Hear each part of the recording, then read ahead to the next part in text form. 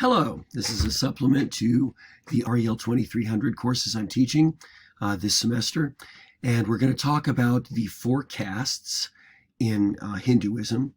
They're called varnas. We're also going to talk about the four stages of life, and they are often called ashramas, and we're going to talk briefly about the four goals as well.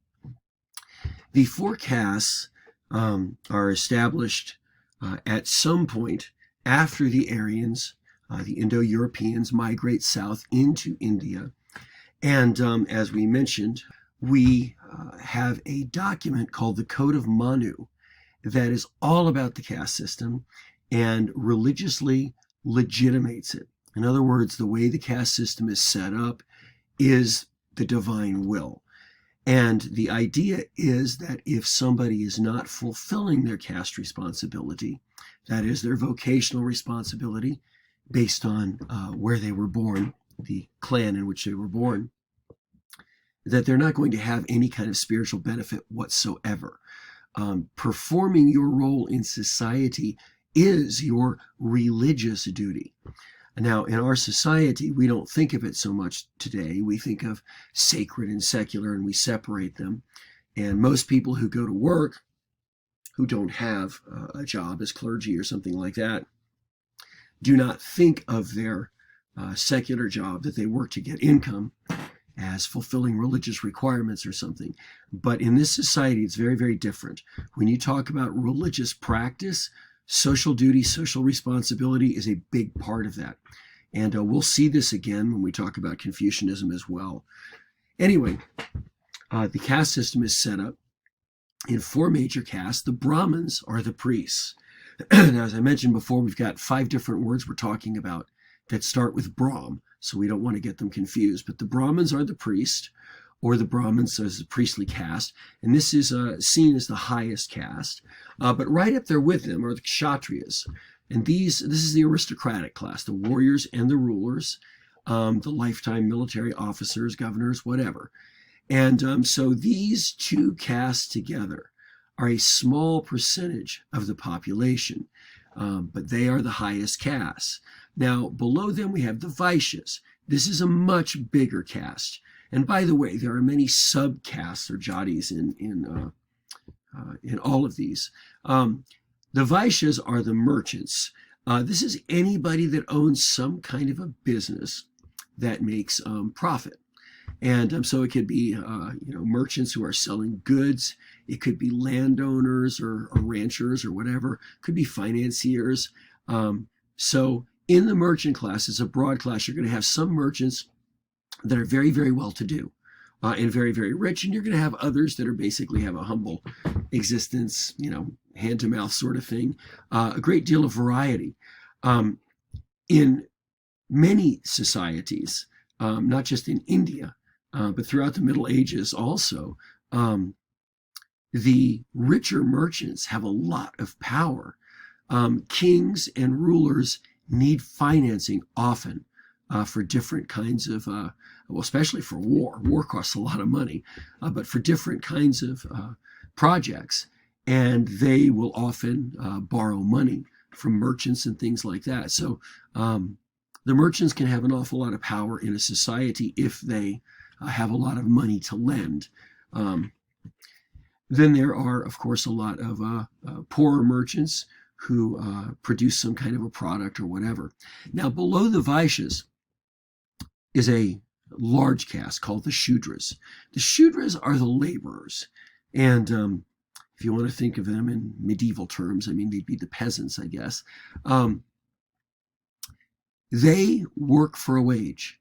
Now, the Shudras is a big class too. There are some of them that might actually be skilled in producing different kinds of products or something like that. Maybe they'll make a better wage. The difference between them and, say, a Vaishya that was skilled in the same way is that the Vaishya owns their business and the Shudra is working for wages. But again, the Shudras, many different levels in this caste, and in the bottom levels, you get a lot of untrained laborers and so on. Now, the idea in these castes, as we're going to see when we get to the concepts, is that you spend your whole life in one caste.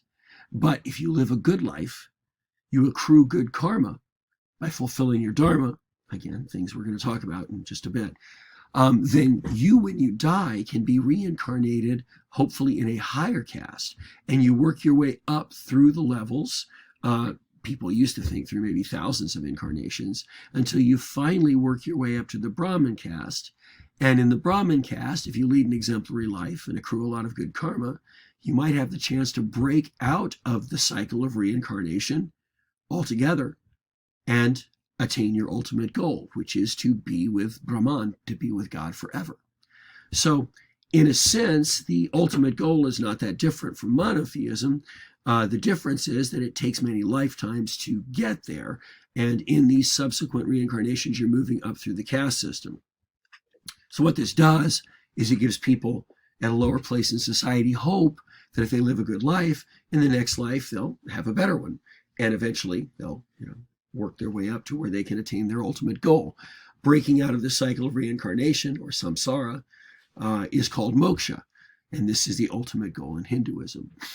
Now, we're going to talk again about this when we get to the key concepts, which is about 4 more slides in mine. It might only be 1 more slide in yours, because in your handout, I think you have this slide and the next 2 all kind of compressed on 1 page, though. The 4 castes or varnas, the ashramas or stages of life, and the different goals. I think they're all on 1 page for you. Now, this gets interesting. Below the Shudras, there is an entire section of the population that are called outcasts. Now, notice in the word outcast here, there is an E before the last S. If that E was not there, the word would mean those that are cast out, but it doesn't mean that. They were never in. You are born into whatever caste you were born into, and that is the caste you stay in until you die. So these people are born into a clan that is lower than the Shudras, than the peasant laborers. The outcasts are often called chandala or untouchables, and that is because they perform vital occupations that kept them ritually unclean.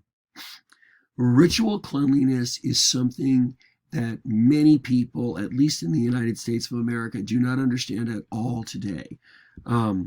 If you are a conservative Jew or Muslim, you understand the idea that there are some things that will make you ritually unclean. There are some kinds of foods you don't eat, for instance. But in ancient societies, ritual cleanliness was absolutely huge. If you know anything about Judaism, there's a large part of the Torah, the Mosaic Law, that deals with things that make you ritually unclean and how to purify yourself from those things if you come in contact with them. And so that's very similar to the way Hinduism was. Now, for anybody in the 4 castes, there are situations that might make you ritually unclean temporarily, and there are different rituals you can do to become ritually clean again. And you want to do this because ritual uncleanliness is kind of contagious, if you will. If I have contact with someone who's not ritually unclean, it makes me ritually unclean. And things that are always ritually unclean are contact with a dead body, contact with blood, contact with any kind of contagious disease. Those are kind of staples, but there are many other kinds of things, different kinds of food, whatever. So the outcasts, or the chandala, perform occupations that keep them ritually unclean. There's really no point in them performing the rituals to become ritually clean, because tomorrow when they do their vocation, it's going to make them ritually unclean again. So they're dealing with things like, maybe animal bodies, maybe they're tanners or working with carcasses, or, maybe they're removing excrement, but whatever they're doing, it's something where they cannot have any kind of intimate contact with other people in the society in the 4 castes, because it will render the people in the 4 castes ritually unclean, which of course is not something that we want. This might seem strange to you, but again, I encourage you to read your book. On all of these slides, you see the page numbers where your book talks about these things. In this case, it's pages 93 and 95 in the current issue of the Mary Pat Fisher book that we're using. Now, another name that was used for them more recently is Dalits, and that means oppressed. Now, when you use a name like that, it's kind of a giveaway that you are focusing on something that is unfair or unjust. When you say that someone is oppressed, that's not the way things are supposed to be, right? So, obviously, if you were born into an untouchable family, you are not going to have a lot of the privileges that people in the top four castes are going to have. Now, in the 20th century, early 20th century, Mahatma Gandhi championed the cause of the Untouchables. We're going to talk a lot more about Mahatma Gandhi. A lot of people call him Mahatma Gandhi. Mahatma is a title. Maha is like major or mejor if you speak Spanish. And Atma is like Atman, soul. So Mahatma is saying great soul, a great spirit. And it's an honorific title that's given to Mohandas Gandhi because of his service. And like I said, we're going to talk more about him later. But for right now, suffice to say that one of the things that Mohandas Gandhi worked for in the first half of the 20th century was to improve the lot of the outcasts. And he actually left his privileged caste. He was a Vaishya. He was a lawyer, and he had been trained in Britain. But he left his privileged position and actually lived with outcasts. And he did the kind of chores or vocational functions that made the outcasts ritually unclean. He refused to observe the caste divisions that kept these people so oppressed. And he renamed them Harijans, which means children of God. Hari is a name for God, Lord, and Jan is the root for children. He gets this. He actually gets a lot of things from Jesus. We'll talk more about this later, but Mohandas Gandhi is a big fan of Jesus. He doesn't like Christianity much because everything he knows about Christianity is British Christianity. And of course, at this time, the British colonials are ruling over India. They don't think that the Indians are civilized enough to run their own society. And they also feel some kind of privilege because, of course, they're bringing the true gospel of Christianity or whatever. But at this point, the British are in control of India. And this actually makes the state of the outcasts even worse. It's like adding another privileged caste on top of the caste that already exist. And that's something that bothered Gandhi, and he was campaigning to get the British out of India and to set up an Indian government. And we're going to talk a little bit more about that later. But for now, Gandhi does not like British Christianity because he doesn't think it resembles the teachings of Jesus. And I would have to agree with him, actually. He's looking at teachings such as the Sermon on the Mount, where Jesus is saying things, for instance, in the beginning of the Beatitudes, blessed are the poor, for there shall be the kingdom of heaven. Blessed are the meek, for they shall inherit the earth. Blessed are the peacemakers, for they shall be called the children of God. He is embracing this idea that Jesus teaches that the last shall be first, that somehow the favor of God falls on those who are most disadvantaged. And so Jesus is kind of a hero for Gandhi. But again, he doesn't think of Jesus the way Christianity does. He, if you know anything about Christianity, with the Nicene Creed about 300 years after Jesus, during the Roman Empire, there's a decision made that Jesus is to be reckoned as eternal, having no beginning, no end, perfectly divine, just like the Father. But again, this is 300 years, this doctrine, after the life of Jesus, and it's hard to believe that people in the life of Jesus entertained the kind of ideas that are brought forth both in the Nicene Creed I'm talking about, later refined in the Creed of Constantinople, or any of the later creeds where we talk about the deity of Christ. So he sees Jesus as a great teacher, probably would have no problem with the idea of him being anointed by God or being a prophet or something like that. But the idea that anybody that has flesh is equal with God is something that he doesn't embrace. And but he does embrace Jesus' attitude towards those that are disadvantaged. And so we'll talk more about this later. But for now, just know that he names them Harijans, which means children of God.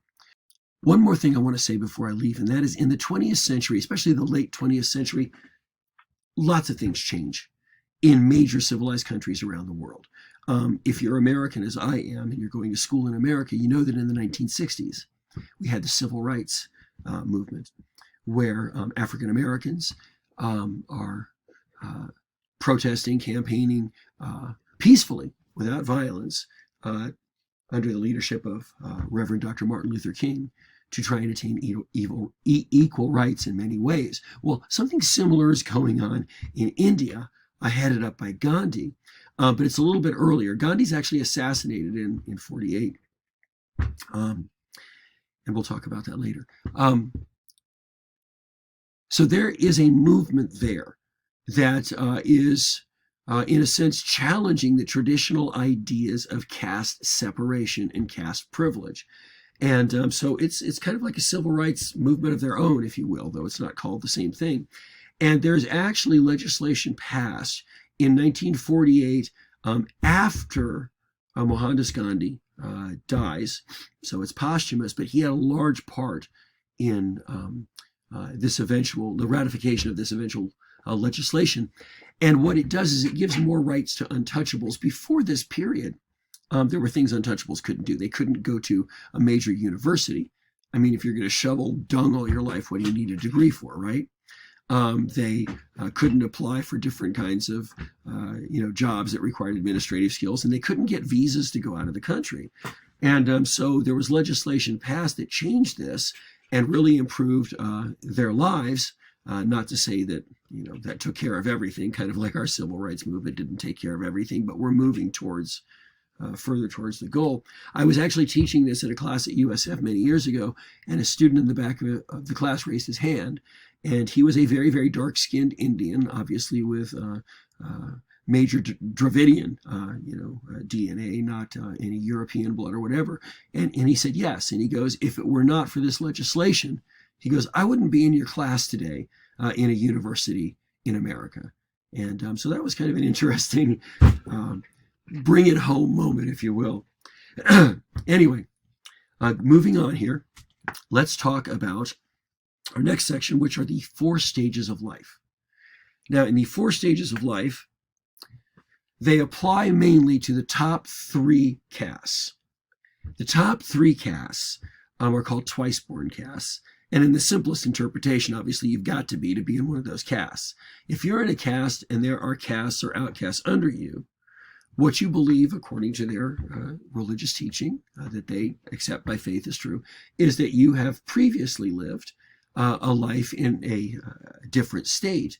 And you have either moved up because you lived a life of good works and good deeds, or you've moved down because you lived in an amoral way or whatever and have moved to a lower caste. And so everybody kind of understands that where they're at is not their first position, unless they happen to be an outcast, in which case that may be their first position.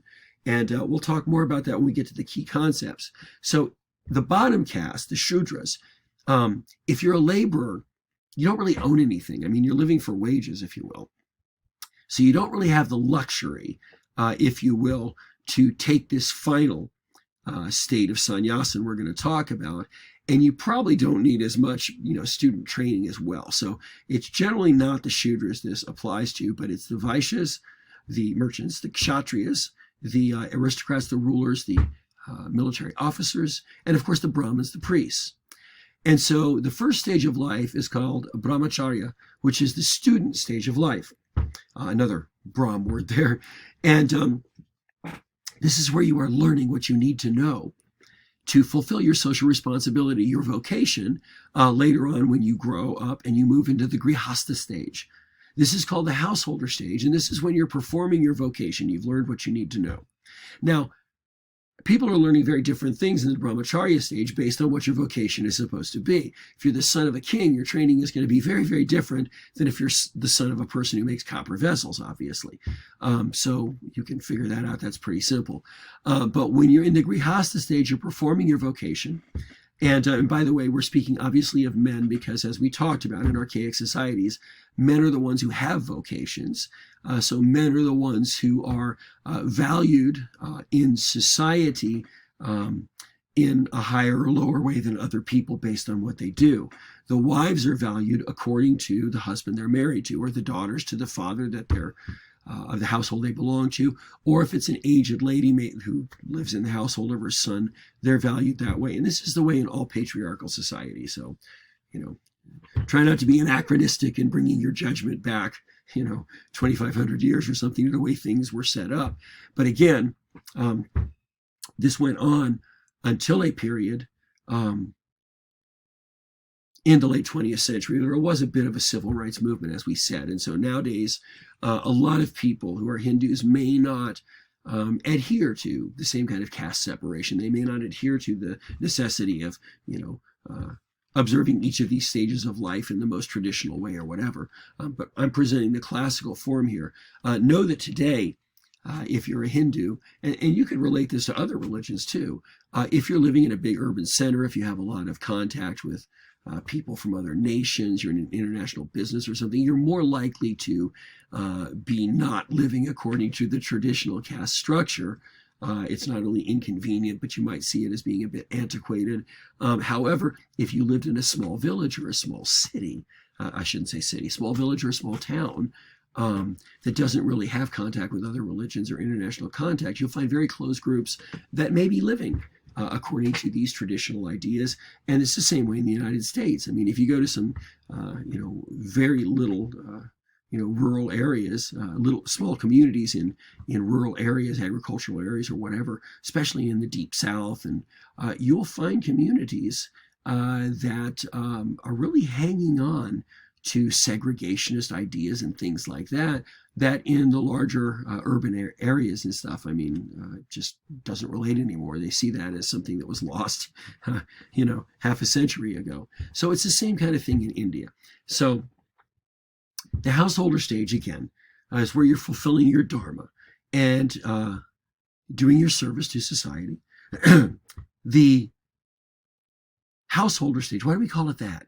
Because everybody's supposed to get married and have a family, okay? That's why women exist at this point in time. They want to get married. They want to have children. That's what they want to do.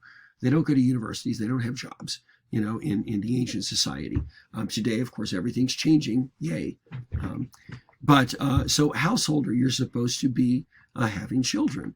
And obviously, if you are a merchant or a kshatriya or a ruler, a Brahmin, then you are training your sons to perform the same kind of service that you perform when they grow up. Now, let's say you're a merchant and you get old. Your sons have grown up and they're now running the business. They know everything to do. They have children of their own and they're teaching their own children how to run the business. What you do in your later stage of life, a lot of men in the top three castes would do is, and some women too, by the way, would move into the vanaprastha stage. And this actually refers to a forest dweller. It doesn't have anything to do with trees. It means that you're leaving the civilized area to go kind of be a hermit on your own out in the unpopulated areas and reflect on your life. In a sense, you're getting ready to die. You're making sure that you're dying with the right attitude so that coupled with whatever good karma you've produced in your life, you might have the most fortunate rebirth you can. And most men after this period will go back to their family and actually, die in the company of their family. Sometimes, though, these vanaprastha men will stay and will actually live out their life in this kind of a hermit or perhaps a monastic existence. Why? Many reasons. The two polar opposites is maybe they haven't yet found what they're looking for, or maybe they have found what they're looking for and they don't want to leave it. Who knows? But if they are committing the rest of their life to this, they're what we call a sannyasin, which is a renunciant, complete renunciant. Renunciant comes from the word renounce, and it means you're renouncing your place in society, your vocation, your obligation to raise a family, whatever, to be basically a monk, okay? An order of monks there is called a sangha, and we'll talk about this when we get to Buddhism. So there are some that are renunciants that are monks. There are some that are hermits, maybe living alone. There are some that have taken a vow of wandering for a while. And we'll talk more about this later. Now, there's one exception to this rule. Today there's many, but classically there's one exception. Obviously, you know that not all monks are old men, right? So obviously there are many young sannyasins.